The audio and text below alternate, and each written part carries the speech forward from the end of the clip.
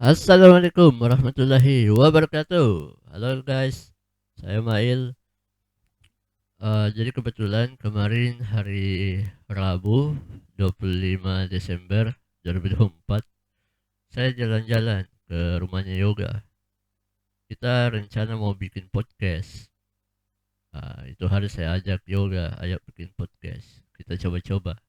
Kita cuap-cuap saja dulu lah tentang pengalaman-pengalaman apa kan Tumai. Ya, saya pergilah itu ke rumahnya Yoga. Saya kemudian kita cek-cek alat. Oke. Ya walaupun dengan keterbatasan, maksudnya alatnya yang terbatas. Eh, ya alat-alat seadanya lah, mixer murah dan eh, mic yang kayak begini nih, mic sederhana kayak begini. Ya kita manfaatkan apa yang ada. Kita kita cek-cek, rasa sudah oke nih, lumayan lah untuk awal-awal. Nah, di tag lah podcastnya, berjalan-berjalan, oh hebat cerita, banyak yang kita ulik. uh, Ulik sana sini, bahas sana sini, tidak terasa waktu sekitaran berapa ya, hampir 1 jam, hampir enggak 1 jam, mungkin sih, mungkin 50 menit, 45 menit, sekitaran itulah. Setelah didengarkan rekamannya, menit-menit pertama aman, mantap. Menit-menit kedua aman, lewat. Hampir di menit ketiga itu tiba-tiba audionya ngadat, jadi kayak terdengar ah, eh, eh, ah. Itu sampai akhir video. Jadi 97% mungkin videonya rusak. Ya, podcastnya gagal. Jadi sebagai pengganti podcast itu mungkin saya yang pertama kali dulu untuk bercerita atau bercuap-cuap tentang dunia pendidikan mungkin. Kenapa? Ya, kemarin juga kita sempat uh, kita cerita-cerita cuap-cuap tentang dunia pendidikan. Ya, kemarin sih baru mulai dari pengalaman yoganya. Uh, Kenapa kita pilih tema pendidikan? Ya, karena menurut kita itu urgensi. Pendidikan bagi disabilitas itu menurut kita urgen, penting. Penting untuk ditingkatkan, penting penting untuk dimajukan, penting untuk didiskusikan, untuk dibenahi. Supaya apa? Supaya disabilitas itu sendiri bisa bisa mendapatkan apa ya? Modal. Menurut saya modal atau privilege tersendiri untuk bisa mengembangkan diri, atau terjun di lapangan pekerjaan nantinya, terutama di sektor formal, karena sektor formal kita ketahui itu sangat bergantung pada lulusan-lulusan di dunia dari dunia pendidikan formal, seperti itu. Jadi ya, mengapa kita pilih tema pendidikan, ya karena itu tadi, pendidikan bagi disabilitas itu memang penting dan perlu untuk dibahas dan dibenahi. Jadi saya itu alumni ilmu komunikasi di salah satu eh, kampus swasta di Makassar. Eh, saya ambil ilmu komunikasi karena waktu itu saya riset dan katanya ilmu komunikasi prospeknya itu ke jurnalistik atau wartawan. Sorry, prospeknya ke jurnalis atau wartawan. Saya tertarik dong karena memang dulunya saya suka nulis. Saya waktu SMP itu sudah ada blog, tapi blog Kompas. Blog Kompas berapa ya? 90% Kompas dan 10%-nya saya tulis sendiri. Seperti itu mungkin komposisinya. SMP itu sampai SMK, SMA. eh, jadi kebetulan juga saya dulu di SMK, salah satu SMK di Kota Makassar itu jurusan komputer. Jadi saya dulu senang dengan bidang IT. Eh, pada akhirnya waktu menjadi seorang eh, tunanetra, waktu masih berobat, eh, waktu masih menjalani pengobatan itu dokter bilang, ah sudah kamu tidak usah lanjut eh, ini main komputer, oh tidak usah di bidang IT, ambil bidang lain saja, cukup tinggal di rumah saja mengaji, hafal-hafal Al-Quran. Ya bukannya bagaimana, tapi ya mau di apa, hobi. Jadi waktu itu saya sedikit anu juga, sedikit terpukul lah. Nah, ketemu sama kakak-kakak dari Pertuni waktu itu. Waktu itu saya ketemu dengan Kak Fandi. Dia ajak saya ke salah satu sekolah luar biasa di Kota Makassar. Saya lanjutlah di situ dan singkat cerita 2017 saya lanjut kuliah di salah satu perguruan tinggi swasta di Makassar. Saya ambil ilmu komunikasi karena alasan itu tadi. Saya suka nulis dan siapa tahu saya bisa kembangkan hobi saya di sini. Seperti itu. Nah, saya menjalani kuliah bergabung dengan teman-teman AWAS pada umumnya.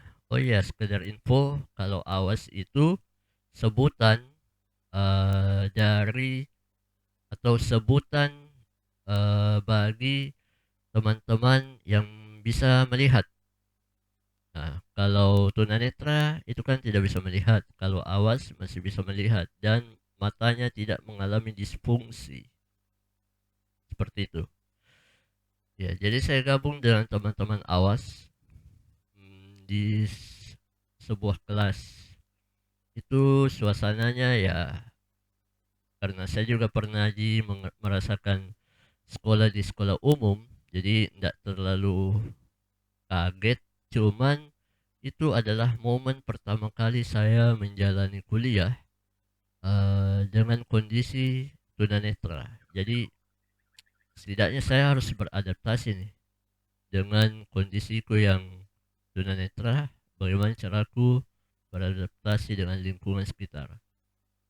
Nah, kebetulan saya mungkin bagaimana ya? Saya mungkin termasuk orang yang introvert yang kalau ketemu orang satu kali itu tidak langsung bisa akrab. Ketemu orang dua kali, 10 kali, 3 bulan, 10 bulan mungkin belum bisa. Jadi ya saya mungkin perlu waktu yang sangat lama untuk beradaptasi sama orang-orang. Kecuali mungkin orang tersebut mudah didekati, ya saya mungkin bisa lebih cepat. Tapi ketika orangnya juga eh, terma- termasuk pribadi eh, yang sulit untuk didekati, ya saya juga ini eh, agak butuh waktu untuk menyesuaikan diri. Itulah mungkin karena memang dulu saya memang anak rumahan, saya anak rumah, saya jarang bergaul di luar rumah, saya banyak main di rumah. Mungkin terbawa dari situ, jadi saya kurang nyaman ketika dihadapkan dengan interaksi-interaksi yang aktif. Ya, jadi sementara di lingkungan kuliah itu kita perlu aktif dan kita perlu eh, apalagi kita seorang tunanetra yang beda sendiri dengan teman-teman awas yang lain. Misalnya kita, kita kan menggunakan laptop, atau kita kan tidak bisa lihat, eee, tulisan di papan tulis. Sementara ini dosen menjelaskan waktu itu mata kuliah, statistik, pengantar statistik sosial, saya masih ingat, Bapak dosen menjelaskan begini, "Ini dikali ini, ditambah ini, ketemu ini, sama dengan hasilnya nanti begini." Saya yang tunanetra kan bingung, waduh bagaimana itu? Ya kembali lagi saya harus aktif. Ya saya bukan orang yang, eee, tinggal diam saja, jadi saya inisiatif. Saya, eee, ke teman se eee, ke temanku yang ada di sebelah, minta tolong fotokan yang, semua, tabel-tabel yang ada di papan tulis, atau semua grafik atau bagan yang ada di papan tulis. Nantilah di rumah saya pelajari, seperti itu. Seperti itu sih, kalau misalkan ada penjelasan-penjelasan dosen yang menurut saya kurang akses ke diriku. Kemudian waktu ujian, oh iya, saya kebetulan, eee, mungkin menurut saya itu sebuah, eee, privilege. Saya bisa mengetik, saya bisa, mengoperasikan komputer itu atau mengetik itu cepat menggunakan 10 jari. Walaupun saya tidak tatap dan saya tidak lihat layar, itu saya bisa ketik, eee,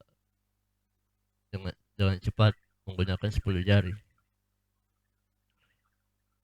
Eee, jadi jadi saya itu di kampus tidak terlalu keberatan, tidak terlalu merasa berat ketika harus minta tolong dibacakan sesuatu sama teman, karena menurut saya bisa aja mengetik cepat dan eee, kau tidak perlu khawatir, saya bisa diikuti kalau kau baca dengan, eee, nada yang cepat atau apa, kau baca dengan cepat seperti itu. Jadi saya ujian final itu kan kita dibagikan soal, satu orang satu selembaran. Itu isinya soal antara 5 nomor, 10 nomor, ya semuanya dapat lah, kecuali saya. Waktu itu mungkin dosennya lupa atau bagaimana, dan teman-teman juga tidak ada yang ngeh, saya tidak mendapatkan soal sama sekali. 2 menit berlalu ujian, ya masih saya biarkan, saya tenang-tenang dulu. 3 menit, 4 menit, 5 menit, saya baru merasa, kayaknya lupa betul kah ini orang. Jadi saya kembali lagi, saya colek temanku di sebelah, "Wih, bacakan dulu soal." Dia baru ngeh, "Wah, astaga, iya Maili, saya lupa." Ya, jadi begitu, semua ketawa satu kelas. Karena mungkin mereka baru sadar, "Eh, ada banyak teman tak yang buta dan perlu untuk dibacakan." Ya, seperti itu sih suka duka dan apa namanya, kelucuan-kelucuan juga selama kuliah. 8 semester saya lewati, banyak, tidak sedikit tantangan, ada banyak berbagai tantangan yang kulewati, baik itu dari segi interaksi atau dari segi aksesibilitas di kampus, ada banyak. Salah satunya mungkin yang mau saya ceritakan itu, saya kan adalah, mungkin mungkin saya termasuk orang yang introvert seperti yang tadi aku bilang. Jadi kadang-kadang itu saya juga merasa terbebani atas, eee, kurang bisanya saya langsung akrab dengan orang dengan cepat. Saya kadang-kadang terbebani dan saya memikirkan itu, eee, sampai-sampai saya, terkadang merenungi di rumah. Nah, gara-gara itu saya datanglah ke temanku, saya cerita, saya hubungi, lebih tepatnya aku hubungi lewat telepon karena, temanku ini dia, waktu itu sudah, ya sudah waktu itu sudah, dia tunanetra juga dan waktu itu dia kerja di Jawa, sudah kerja di Jawa. Dulu kita sama-sama di Makassar, cuma sekarang dia di Jawa. Saya hubungi dia, saya ceritalah, saya begini dan begitu, saya kurang bisa ini akrab sama orang-orang, saya kesulitan dan, tidak enak juga saya rasa seperti itu. Saya merasa tidak enak lah ketika, kurang bisa berbaur.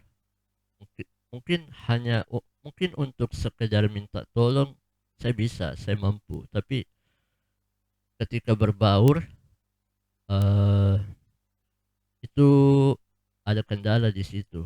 Itu tadi, saya kurang bisa mengakrabkan diri dengan banyak orang. Nah ini teman, bukannya memberikan motivasi tapi malah, dia kasih alternatif. Dia kasih saya cara dan saya, bilang itu sih sangat berpengaruh sekali, itu sangat berhasil. Dia cuma bilang begini, "Kenapa kau harus pikir itu? Kenapa kau harus, jadikan itu sebagai beban? Ya kalau memang kau merasa tidak, kalau memang kau merasa ada kendala di situ, ya coba saja, tapi kalau kau gagal, jangan kau terbebani di situ. Habis waktumu untuk, pikirkan itu.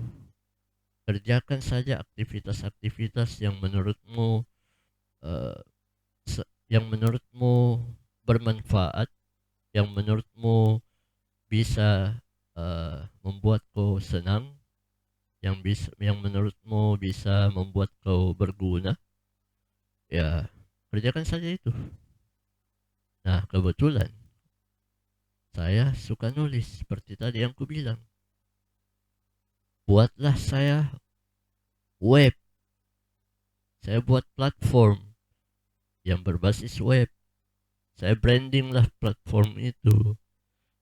Saya bikin logonya, saya bikin slogannya, apa segala macam. Saya menulis di situ, saya tuangkan opiniku di situ. Pokoknya tentang apapun yang menjadi keresahanku, apapun yang menjadi bahkan isu-isu yang, relevan, yang sesuai dengan apa namanya, sesuai dengan kapasitasku sebagai entah itu sebagai mahasiswa ilmu komunikasi ataupun sebagai disabilitas netra, saya tuangkan semuanya di situ. Gagasanku, pemikiranku saya tuangkan semuanya di situ.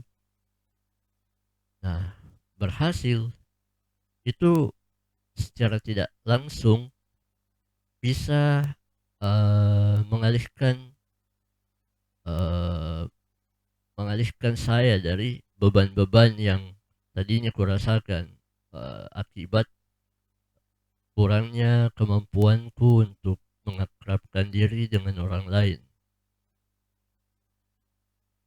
Dan secara tidak langsung juga mungkin, eee, saya pada akhirnya bisa untuk memulai keakraban dengan orang lain gara-gara saya sering menulis. Mungkin juga ditambah dengan pengalaman-pengalaman organisasi karena saya juga aktif, saya juga ikut, eee, di salah satu organisasi, ya saya aktif di Pertuni, Persatuan Tunanetra Indonesia. Saya ketemu dengan beberapa orang, saya berinteraksi dan dari situ juga saya belajar, saya menimba pengalaman di situ. Saya juga sharing-sharing dengan teman-teman, salah satunya juga yoga. Jadi ya saya belajar banyak hal, saya berproses dari situ dan satu kesyukuran, eee, ternyata, apa yang menjadi kendala saya selama ini itu, ternyata hanya butuh proses untuk mengatasinya. Begitu sih, kalau dari saya. Oh ya, terakhir mungkin saya mau cerita waktuku wisuda. Jadi saya wisuda itu 27 Desember 2021. Saya ke lokasi wisuda menggunakan baju toga, pakaian toga sama mamaku. Itu, eee, di lokasi wisuda itu sudah ada kakak-kakak atau orang lah, ya kakak-kakak lah. Dia mengarahkan, peserta wisuda, ya begini, "Ya peserta wisuda masuk ke ruangan. Para orang tua atau para pendamping naik ke lantai 2." Ya begitu terus dia, pokoknya dia mengarahkanlah terus, sampai pada waktu saya tiba di lokasi, saya dengarkan suaranya, wih dekat dari mobil. Wah dekat ini orang bicara dari mobil. Mamaku turun, itu dia masih sibuk berkoar-koar, arahkan peserta sama orang tua masuk ke gedung. Saya turun, tutup pintu mobil, jalanlah saya di belakangnya, eee, atau di sampingnya maceku ini. Saya jalan, tiba-tiba dia berhenti, bercuap-cuap, berkoar-koar, dan saya dengar apa yang dia bilang. Dia bilang begini, "Kodong." Ketawa langsung, saya ketawa langsung dalam hatiku, "Kenapa nak kodong?